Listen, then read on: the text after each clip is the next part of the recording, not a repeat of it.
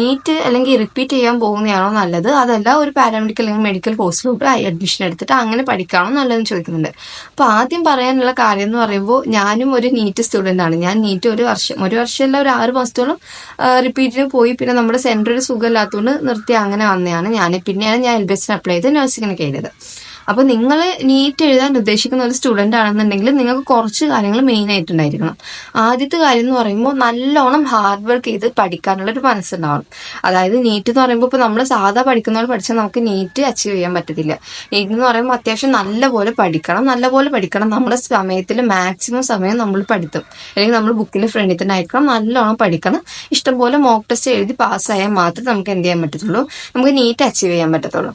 പിന്നെ അതുപോലെ തന്നെ നമ്മൾ നീറ്റിന് സ്വന്തമായിട്ട് പ്രിപ്പയർ ചെയ്യുന്നതിലും കുറച്ചുകൂടി ബെറ്റർ ആയിട്ട് എനിക്ക് തോന്നുന്നത്, നമ്മൾ ഏതെങ്കിലും സെന്റേഴ്സ് വഴി അല്ലെങ്കിൽ ഏതെങ്കിലും നീറ്റ് കോച്ചിങ് സെന്റേഴ്സ് വഴി പഠിക്കുന്നതാണ് കുറച്ചുകൂടി ബെറ്റർ എന്ന് ഞാൻ പറയത്തുള്ളൂ.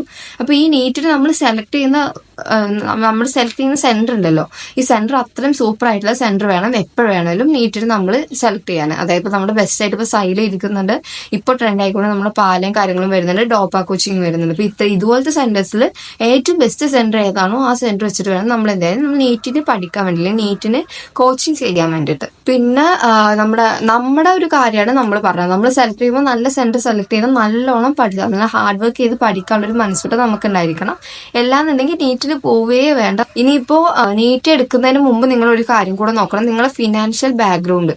അതായത് ഇപ്പോൾ ഞാനും നേരത്തെ പറഞ്ഞോണ്ട് ഞാൻ പദ്ധതിക്ക് വെച്ച് നിർത്താൻ കാരണം അതുകൊണ്ടാണ്. കാരണം എനിക്ക് ആഗ്രഹമില്ല എന്ന് ഞാൻ പറയില്ല, പക്ഷെ നമ്മുടെ ഫാമിലി ബാക്ക്ഗ്രൗണ്ട് കൂടെ നമ്മൾ നോക്കണം. അവർക്ക് അഫോർഡബിൾ ആണോ നമ്മുടെ നീറ്റിന്, അതായത് റിപ്പീറ്റ് ചെയ്ത് ഇങ്ങനെ കൊണ്ടുപോകാൻ അവർക്കും അഫോർഡബിൾ ആണോ എന്നുള്ള കാര്യം നോക്കിയിട്ട് വേണം നമ്മൾ എന്ത് ചെയ്യാനും നീറ്റിന് ഇരിക്കാനും അല്ലെങ്കിൽ നീറ്റിന് ട്രൈ ചെയ്യാനും കാര്യങ്ങൾക്ക് ചെയ്യേണ്ടത്.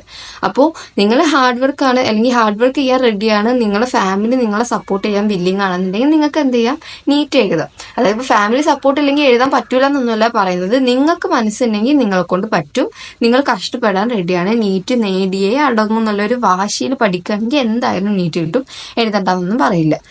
ഇനിയിപ്പോൾ അതല്ല, വെറുതെ എല്ലാവരും നീറ്റിന് പോകുന്നതുകൊണ്ട് ഞാനും നീറ്റിന് പോവുക, എല്ലാവരും നീറ്റല്ലേ പോകുന്നതെന്ന് പറഞ്ഞിട്ട് നമ്മൾ നീറ്റിന് ഒരിക്കലും പോകാൻ നിൽക്കരുത്. നിങ്ങൾ വിചാരിക്കുന്ന ഒരു സംഭവമല്ല നീറ്റ് എക്സാം അല്ലെങ്കിൽ എൻട്രൻസ് എക്സാം എന്ന് പറയുന്നത്. കാരണം ഓൾ ഇന്ത്യ ലെവലിൽ വരുന്ന മത്സരമാണിത്. അതായത് അതിന് ഈ ഓൾ ഇന്ത്യ ലെവലിലുള്ള റാങ്കാണ് നമ്മുടെ നീറ്റിന് വരുന്നത്. അപ്പോൾ പഠിക്കാൻ താല്പര്യം ഉണ്ടെങ്കിൽ, അല്ലെങ്കിൽ അത്രയും ഹാർഡ് വർക്ക് ചെയ്യുന്നവർ മാത്രം നീറ്റിന് കയറാന്നേ ഞാൻ പറയുള്ളൂ.